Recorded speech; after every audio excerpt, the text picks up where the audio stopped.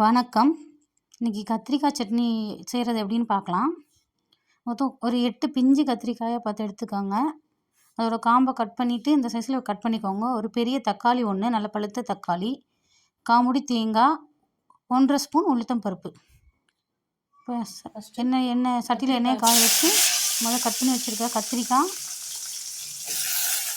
போட்டுக்கிறோம். அது கொஞ்சம் வதங்கினோன்னே கத்திரிக்காய் சேர்த்து எல்லா கத்திரிக்காயும் சேர்த்துக்கோங்க. சேர்த்துட்டு அது கொஞ்சம் வதங்கின உடனே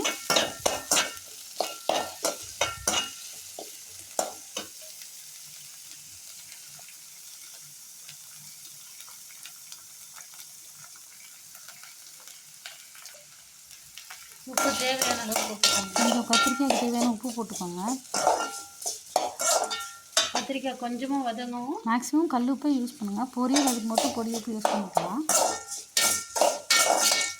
மூடி போட்டு வேக வச்சிங்கன்னா டக்குன்னு குயிக்காக வெந்துடும். அப்புறம் 2 பூண்டு பல், 2-3 பூண்டு பல்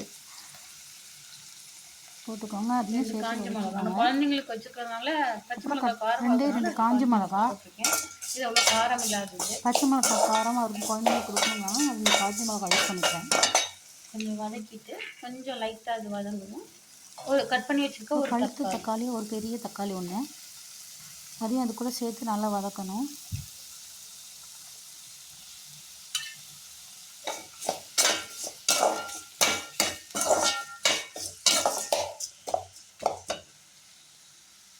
கத்திரிக்காயும் தக்காளியும் நல்லா தக்காளியும் வதங்கி தேங்காய் எடுத்துருக்கேன்.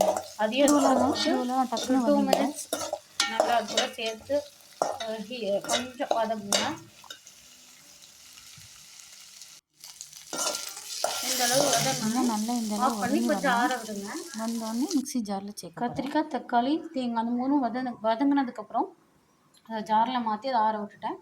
அப்புறம் அதே சட்டியில் 1 ஸ்பூன் எண்ணெய் விட்டு உளுந்த பருப்பு 1½ ஸ்பூன் போட்டு நல்லா செவக்க வறுத்து அது கூட இத்தினூண்டு பெருங்காயத்தூள் சேர்த்து ஆஃப் பண்ணிவிட்டு அடுப்பு ஆஃப் பண்ணி அது கொஞ்சம் நேரம் ஆறணுன்னே அதையும் இந்த சட்னி கூட சேர்த்து நல்லா அரைச்சி எடுத்துகிட்டு வந்துட்டு கடுகு உளுந்தம்பருப்பு கொஞ்சம் எக்ஸ்ட்ரா போட்டு தட்டிங்கன்னா இன்னும் டேஸ்ட்டாக இருக்கும். சாப்பிடும்போது அது கிடைக்கும் போது இன்னும் டேஸ்ட்டாக இருக்கும். கடுகு உளுந்தம்பருப்பு கொஞ்சம் ஒரு 1/4 வெங்காயம், பெரிய வெங்காயமாக இருந்தால் 1/4 வெங்காயம், சின்ன வெங்காயமாக இருந்தால் ஒரு 5 வெங்காயம் போட்டு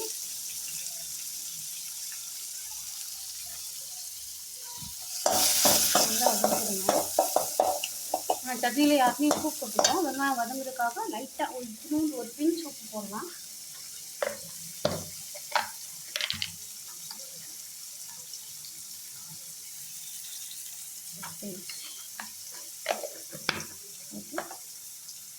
அந்த உளுந்தம்பருப்பு கொஞ்சம் எக்ஸ்ட்ரா நமக்கு எடுத்துக்கிறதுனால சட்னி தாளிக்கும் போது அவ்வளோ ஸ்மெல்லாக இருக்கும், நல்ல வாசனையாக இருக்கும்.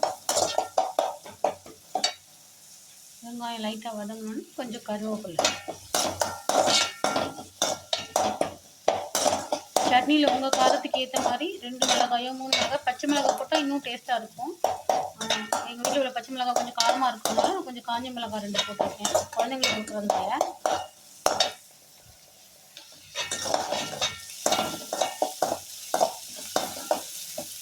வெங்காயம் நல்லா செவக்க வதங்கணும், அப்போ தான் நல்லாயிருக்கும் சட்னிக்கு. எதுக்குமே தாளித்து கொட்டும் போது வெங்காயம் நல்லா வதங்கணும். சில பேர் சொல்லுவாங்க நல்ல பொன்னிறமாக வறுக்கணும்னு சொல்லிவிட்டு ஆனால் அது பொன்னிறமாகவே மாறி இருக்காது. ஆனால் அதுக்குள்ளே அடுத்த ப்ராசஸ்க்கு போயிடுவாங்க. நம்ம அப்படிலாம் கிடையாது. நம்ம சிவக்க வறுக்கணும்னா சிவக்க வறுக்கணும். செவந்துருச்சு, நல்லா செவந்து வந்துச்சு. வச்ச சட்னி அது கூட ஜாரில் கொஞ்சம் சட்னி இருக்கும், அதையும் நல்லா எடுத்து அது கூட சேர்த்து